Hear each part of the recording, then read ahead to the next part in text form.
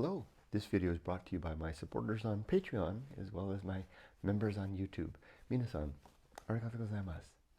It's November 8th or 9th, 2023. My name is Kurt and this is my daily Good Life meditation. An exercise that I do each and every morning, a little bit after waking up. It's now 4:44 a.m. I do this to remember my life objectives and principles, those which are outlined in my book, Going Alone. You can get a copy from the link down in the description. I recommend the hardbound edition. I also use this time to think about the last 24 hours and how I did with the various challenges and opportunities that I met. I also reflect on the coming day, preparing myself for the what's ahead, outlining both my personal and my professional endeavors, given that it is a work day. I finish by preparing for death, make sure everything's in order, so that I can fold over into death in a moment's notice, and then I'm ready to start the day. But I like to begin always with a poem, and we're going to continue with this poem from John Keats called Ode to Melancholy. And I had to look up some vocabulary here that I didn't know a lot of it, actually. So let's go over the vocabulary. And here comes a dog. Come on, Ollie. So there's a couple of words here that I just didn't know they were plants, and I had a suspicion they had something to do with death or poisonous plants, and that was correct. These are wolfsbane, nightshade, ruby grape, and yewberries. These are all various and sundry poisonous plants, and in them Keats is invoking the specter of going too far with melancholy over to the scary side. He also uses the word proserpine, which could mean despair. Yewberries are interesting because it's a plant that's often associated with graveyards. Wolfsbane is outright poison and quite toxic. There's another one, Psyche with a capital P, refers to a soul, kind of a dark version of vision of the soul in a poetic sense. Downy owl is a reference to melancholy. Over here further we'll run into the word globed, Globed, globed peonies, which simply means full and rich peonies, in their full bloom. And then a strange word, sovereign, which S-O-V-R-A-N, which I thought might be sovereign, and it confirmed that is the case. It's an arcane form of sovereign, as in veiled melancholy has her sovereign shrine. That's the sentence that it's from. So even though you may, even in the best of hours, melancholy is carefully secluded away in her sovereign shrine within us. Let's read the poem. Ode to Melancholy, which is a reference to not to the fact that melancholy is part and parcel of life, caution to not go too deep, and to expect it always to be there within every aspect of our living, even the best days. Here we go. Ode to Melancholy. This is in 3 parts. No, no, go not too lathe, neither twist wolfsbane, tight-rooted for its poisonous wine, nor suffer thy pale forehead to be kissed by nightshade, ruby grape, or of proserpine. Make not your rosary of yewberries, nor let the beetle nor the death moth be your mournful Psyche, nor the downy owl a partner in your sorrow's mysteries. For shade to shade will come too drowsily, and drown the wakeful anguish of the soul. But when the melancholy fit shall fall sudden from heaven like a weeping cloud that fosters the droop-headed flowers all, and hides the green hill in the April shroud, then glut thy sorrow on a morning rose, or on the rainbow of the salt sand wave, or on the wreath, or on the wealth of globed peonies. Or if thy mistress some rich anger shows, imprison her soft hand, and let her rave and feed deep, deep upon her peerless eyes. She dwells with beauty, beauty that must die, and joy whose hand is ever at his lips, bidding adieu and aching pleasure nigh, turning to poison while the bee mouth sips.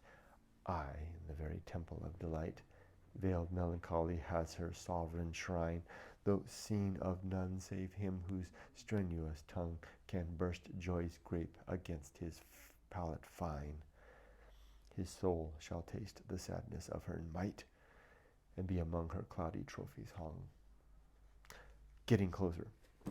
My reading is still a little bit off. That's to be expected. The poem is emerging. Okay, let's continue. Let me adjust my mic. First, last night and yesterday. Here, right button. Hold on.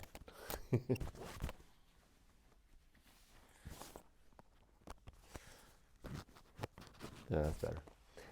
First, last night and yesterday, I slept really weird last night. I was up for 3 hours from, I wake up at 4 a.m. And I was up from 1 to 4. Yet I feel fantastic. It wasn't the awfulness of 2 years back, but it was the kind of a feeling that I had when I was a boy and I would anticipate Christmas Day. That anticipation of the days to come, which I'm not waiting for. I'm not waiting for retirement to begin that process. I'm beginning it now. I'm cataloging the projects that I want to do with this from this stage forward in life, post going alone, post having written going alone. What am I going to do with my life to make good use of my time, to embrace opportunities, to handle the challenges that come? And I'm doing it. And it's having a fruitful blossoming in my ordinary life. A couple of interesting things have happened. One, I stopped being tired during the day so much. It still comes once in a while, but I'm able to drive now without falling asleep so much. I'm feeling better overall, having more energy, even if I didn't get a full night of sleep. And I'm feeling more vigorous. The words that keep coming to mind, or the sound that keeps coming to mind, are vroom. I'm rising with anticipation. I think it's in part because I'm closing in on the 1 year mark. I think once I hit that 1 year mark, 1 year to retirement, then it's going to be a hard countdown. Maybe I should say a good countdown. But I'm not waiting for it to happen. I'm embracing that now. And it's having ample results. It's interesting, very interesting. So last night was a good night, even though I couldn't sleep. I welcome nights like that, nights of thoughtful, fun, tossing and turning ideas floating through my head. I really enjoyed it. And also I see now that this is the season of, how do I say it without coming out strange? I keep on worrying about the impression that people might get when I present this, but it seems like the season of reward. Okay, so I came up with this. I'm working on a project called the postgraduate life decision tree, for something like I came up with a title, but I forgot it already. Anyway, it's inspired by my daughter's situation coming to the end of her university years. I was thinking, the various paths that she could choose, and the one path being the family path. And I actually created a diagram that lays it all out. It's a visual thing, and I actually fed the diagram to ChatGPT, and it understood it all perfectly. Amazing. The one path, the family path, marriage, home, career, family, comes with a locked-in segment from the time that the commitment starts. You're committed to the end. The end being after the last child you have, 23 years after their birth, because that's about how much time it should take for them to get to university, through university with plus 1 year. And then after that, you're free. And I guess that's your reward for the effort that you made. And you come out of that period with 2 things. 1, your freedom. 2, with this deep, deep satisfaction of a job well done, of having fulfilled a very important life mandate, which is to have and raise children successfully to adulthood. If you do that, your mission is done in life for the most part. And I feel that now. It's like this deep, insoluble satisfaction that couldn't have been arrived at any other way. I don't think the single path or the married without children path, they can have deep purpose as well, but not this. Well, maybe in a way. Maybe you could be a great aunt or uncle or foster parent or whatever, or to contribute to social goods that do it. But it's kind of different. I think this is an innate thing, part of our biology, a great satisfaction that comes of raising a child to adulthood. It doesn't have to be your own. It could be just the process of making that effort and then fulfilling it, getting through all the hard stuff, all the hard years of struggle, of the hard work and the budgeting and trying to make ends meet and all that stuff, and the payoff comes. And for me, it's really coming next month on the 16th when I have to make my final payment for Emily's university. And then after that, I have just to pay her rent for her, and her rent and her board.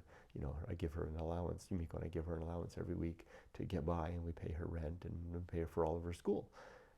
And I'll be paying that. I can't tell you how that feels. It's like I guess it explains that Christmas feeling, right? I mean, it's like that Christmas thing. It's like, wow. But it's the present of giving, right? It's the present that comes back of having given so much, of dedicated so much. So that's that, and I'm working on that. And we'll make that. I'm going to make it into a booklet or a book, depending. ChatGPT and I will work on that. All right. So anyway, enough of that. I had another solid day of work yesterday. Did good day of work. Yep, I'm pleased with yesterday. That's another reason to feel good. Always feels good to have a good day of work. All right, the good life. 8 objectives are to be always ready to die, to make good and effective use of time, to develop and maintain good and sound life principles, to cultivate good emotional reactions, to perform good actions, to recognize true limits and true opportunities, to do just one thing at a time and do that thing slowly and deliberately and carefully, and to maintain my balance whenever possible. My 35 principles now are war, reason, homunculus, anchor hold, home of good and evil, purpose, atomic principle, principle of nature, the pirate ride, maturity, social principle, principle of family, public speaking, temperance, life will not go well, the horror show, that which must be born, the feast of offal, distraction, agency and the great indifference, the best seat in the house, the restless man, the path of wildness, the great life adventure, the risk of avoiding risk, sin and damnation, complete oblivion, the season of philosophy, got there so fast, the bullseye, script writing, the bullseye aim, the uphill climb, arena and utility, nothing is enough, the principle of fun, and being prepared. You can find all of these in my book, Going Alone, in the chapter titled The Good Life. Now, let's prepare for the day. It's a Friday that's a Thursday. Tomorrow's a holiday. So for today, I have a good round of meetings all through the day. It looks like yesterday, it looks like every day this week. Good round of meetings, lots of engagement, lots of forward progress, and I will do it. There's nothing more to say to that than just simply carry on and move forward. I'm also very excited. It looks like my path is set for the rest of my career. In terms of management, deciding what they want me to be working. Hopefully this will be my last project, and I'll do a good job. I'll do my best. All right, am I ready to die? Yeah, absolutely. My affairs are really good, in order. My relationships are really sound, and my life work is totally done. I have lots of things I want to do, but in terms of fulfilling my life's work is done, especially after I pay off Emily's last semester of college. But the book's done, my daughter's grown. Yeah, my life's work is done. Death can come take me anytime it wants. I'm even getting more and more courageous about my thoughts about how I would like to go out. Namely, I don't want to have a lingering, costly, struggling death. I'd rather go out as life takes me, or as death takes me. And I'm certainly ready. I think I'm prepared to go out without a single backwards glance. But we'll have to wait and see, right? Who knows? All right, that's it. I wish you all the best. Be safe, but not too safe. But don't be surprised if when that wave comes and sweeps you off your feet. Take care. Be safe, but not too safe. Or did I say that already? I will move forward and up. I will rarely stop, and I will never